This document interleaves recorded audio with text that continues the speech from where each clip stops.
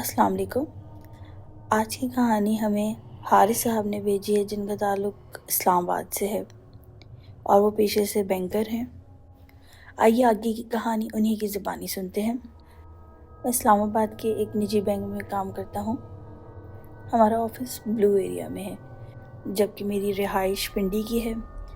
میں اپنی motor cycle پہ آنا جانا کرتا ہوں اور رات میں واپس آتے آتے مجھے تقریباً 10 بج جاتے ہیں۔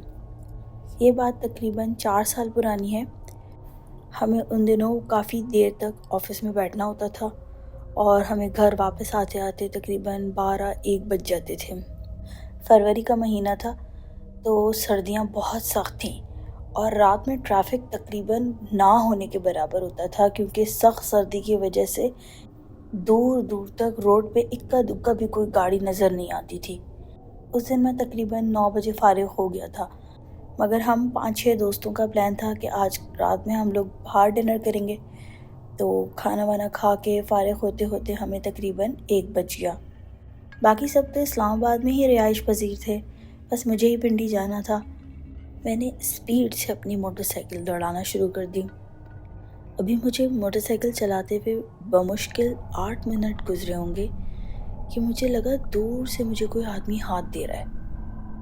میں نے سوچا اتنی رات میں بیچارہ اکیلے روڈ پہ کیا کر رہا ہے۔ میں نے اپنی موٹر سائیکل سلو کر دی اور میں جیسے ہی قریب پہنچا تو مجھے وہاں کوئی نظر نہیں آیا۔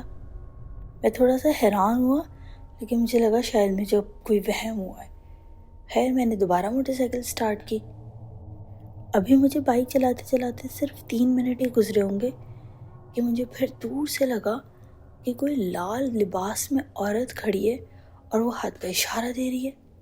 اب میں تھوڑا سا ٹھٹکا کہ رات کے 1 بجے لال لباس میں یہ کون عورت ہو سکتی ہے۔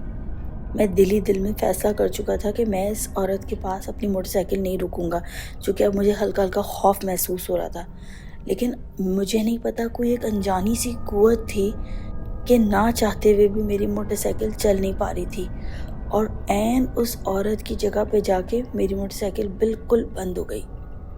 اور میں نے نظر اٹھا کے دیکھا تو وہ عورت گھونگھٹ لی ہوئی تھی، لیکن آہستہ آہستہ اس کا جو گھونگھٹ تھا وہ سرکنا شروع ہوا اور میرے پسینہ چھوٹنا شروع ہو گئے، کیونکہ وہ عورت کا چہرہ کوئی انسانی چہرہ تھا ہی نہیں۔ عجیب، وہاں صرف خالی سی 2 آنکھیں تھیں اور مجھے دیکھتے ہی دیکھتے وہ غائب ہو گئی۔ خوف کے مارے میرے پورے بدن پہ کپ کپی طاری ہو گئی۔ میں نے اللہ کا نام لیا اور بس پوری قوت سے اپنی موٹر سائیکل سٹارٹ کرنے کی کوشش کی۔ تھوڑی سی دیر لگی ہوگی، بمشکل 2-3 منٹ میں میری موٹر سائیکل اللہ اللہ کر کے چل گئی، اور میں نے سوچ لیا تھا اب میں کہیں نہیں رکوں گا۔ مجھے سمجھ نہیں آ رہا تھا کہ آج کی رات ہو کیا رہا ہے، ایسا کیا ہوا ہے جو مجھے جب سے میں چلا ہوں میرے ساتھ کچھ نہ کچھ عجیب ہوئے جا رہا ہے۔ میں اسپیڈ سے اپنی موٹر سائیکل دوڑا رہا تھا، لیکن مجھے سمجھ نہیں آ رہا تھا کہ یہ کون سا روڈ ہے، کیونکہ وہ راستہ میری جانا پہچانا لگ ہی نہیں رہا تھا۔ مجھے لگ رہا تھا پتہ نہیں میں کسی اور سڑک پہ نکل آیا ہوں۔ میں راستے کا اندازہ لگانے کی کوشش کر رہا تھا اور ہلکے ہلکے میری موٹر سائیکل سلو ہو گئی تھی، کیونکہ مجھے بالکل سمجھ میں نہیں آ رہا تھا کہ میں چلتے چلتے اچانک کس روڈ پہ آ گیا ہوں۔ میرے لیے وہ سڑک بالکل اجنبی تھی۔ میں نے موٹر سائیکل روکی اور میں ارد گرد کا جائزہ لینے لگا کہ میں کدھر جاؤں، کیونکہ مجھے وہ راستہ کچھ بھی سمجھ میں نہیں آ رہا تھا۔ کہ اچانک مجھے لگا کہ میرے بالکل سامنے سے لمبے لمبے قد کے سائے میں کچھ لوگ گزرتے چلے جا رہے ہیں، کالے کالے سائے جن کی شکل میں دیکھ نہیں سکتا تھا، اور میری سانس جیسے بند ہو گئی۔ میرے دل میں یہ خوف تھا کہ کہیں میں زور سے سانس لوں تو وہ لوگ مجھے دیکھ نہ لیں، کیونکہ وہ سائے میرے بالکل 10 قدم کے فاصلے سے گزرتے ہوئے جا رہے تھے۔ میں نے ڈر کے مارے کلمہ پڑھ کے اپنی آنکھیں ٹائٹ سے بند کر لیں۔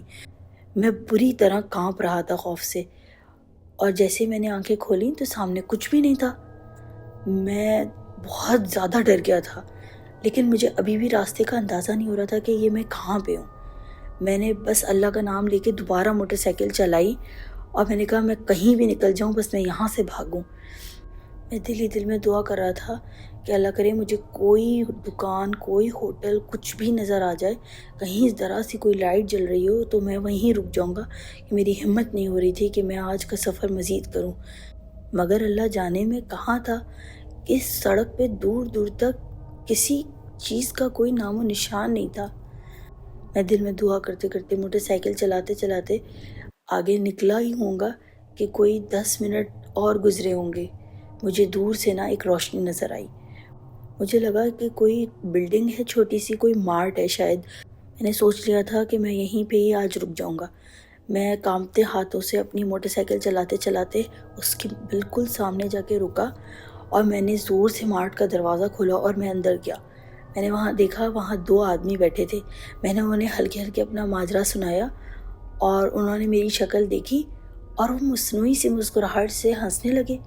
میں نے ان کو دیکھا تو میں نے کہا، آپ کو میری باتوں پہ یقین نہیں آ رہا؟ آپ کو لگ رہا ہے کہ میں آپ لوگوں سے مذاق کر رہا ہوں؟ لیکن انہوں نے میری کسی بات کا کوئی جواب نہیں دیا، اور اس کے بعد میں ان سے کسی جواب کی امید رکھتا کہ وہ مجھ سے کچھ بات کریں یا میری بات کو کوئی جواب دیں۔ انہوں نے میرے پیچھے دیکھنا شروع کر دیا، اور میں نے ان کی طرف دیکھا تو وہ میرے پیچھے کسی کو ہاتھ سے اشارہ کر رہے تھے۔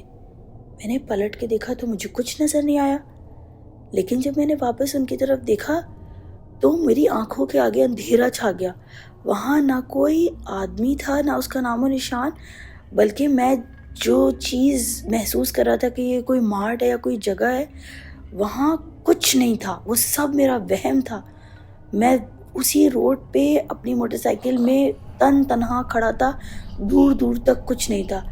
اب تو میری جان نکل گئی تھی۔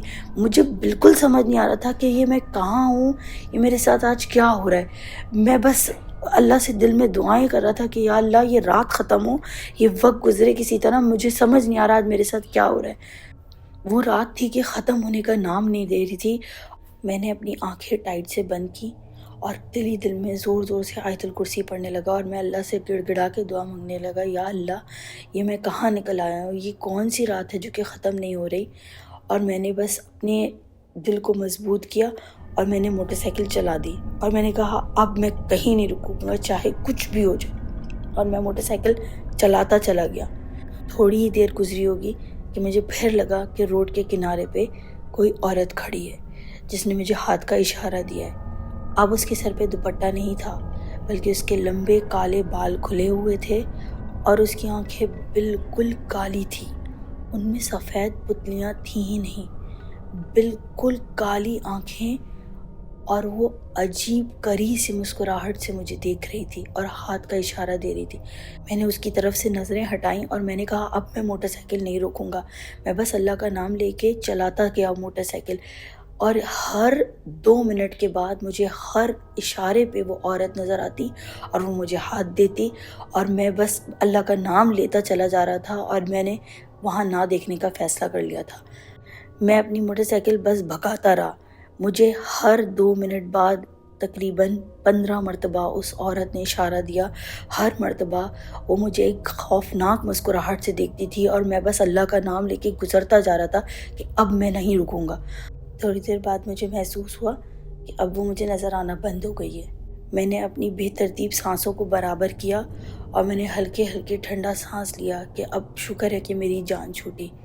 لیکن تھوڑی دیر میں مجھے ایسا محسوس ہوا جیسے میری موٹر سائیکل بہت وزنی ہو گئی ہو، اور مجھے اتنا زیادہ وزن محسوس ہو رہا تھا کہ اب مجھ سے موٹر سائیکل نہیں چل رہی تھی۔ میں نے پلٹ کے اپنی موٹر سائیکل پہ دیکھا تو میری اتنی زوردار چیخ نکلی۔ وہ عورت میری موٹر سائیکل پہ بالکل میرے پیچھے بیٹھی تھی، اور اس نے اتنا خوفناک قہقہا مارا اور میں وہیں چیخ مار کے بے ہوش ہو گیا۔ مجھے اس کے بعد کچھ یاد نہیں، کیونکہ جب میری آنکھ کھلی ہے تو روشنی ہو چکی تھی اور میں مسجد کے احاطے میں پڑا تھا۔ میرے پاس اسی مسجد کے مولوی صاحب تھے، انہیں میں نہیں جانتا۔ میری آنکھ کھلنے پہ انہوں نے مجھے بتایا کہ تم مسجد کے کنارے موٹر سائیکل سمیت بے ہوش پڑے ہوئے تھے۔ مجھے بہت تیز بخار ہو رہا تھا۔ جیسے تیسے کر کے میں نے مولوی صاحب کے ذریعے اپنے گھر والوں کو بلوایا، اور وہ مجھے گھر لے کے گئے ہیں۔ اس واقعے کے بعد میں بہت دنوں تک بہت سخت بیمار رہا۔ جب میری کچھ طبیعت سنبھلی پھر میں نے مسجد کے مولوی صاحب کے پاس جا کے ان کو پوری رودات سنائی۔ انہوں نے دم وغیرہ کر کے مجھے کچھ وظائف بتائے اور بہت سختی سے نماز اور روزے کی پابندی کرنے کا بھی کہا۔ اس کے بعد سے میں نے اپنے آپ کو بدلا، میں نے نماز روزے کی بہت پابندی کرنا شروع کی ہے، اور اب میں لیٹ نائٹ ڈرائیو بھی نہیں کرتا، اور اللہ کا شکر ہے کہ اب میرے ساتھ کوئی ایسا واقعہ نہیں پیش آیا۔ لیکن وہ رات جس میں میں ان شیطانی طاقتوں کے شکنجے میں پھنس گیا تھا، وہ رات میں کبھی نہیں بھول سکتا۔ اگر آپ چاہتے ہیں کہ آپ کی کہانی بھی ہم اپنے چینل پہ لوگوں کو سنائیں تو نیچے دیے ہوئے ای میل ایڈریس پہ ہمیں اپنی کہانی بھیجیں۔ شکریہ۔ اللہ حافظ۔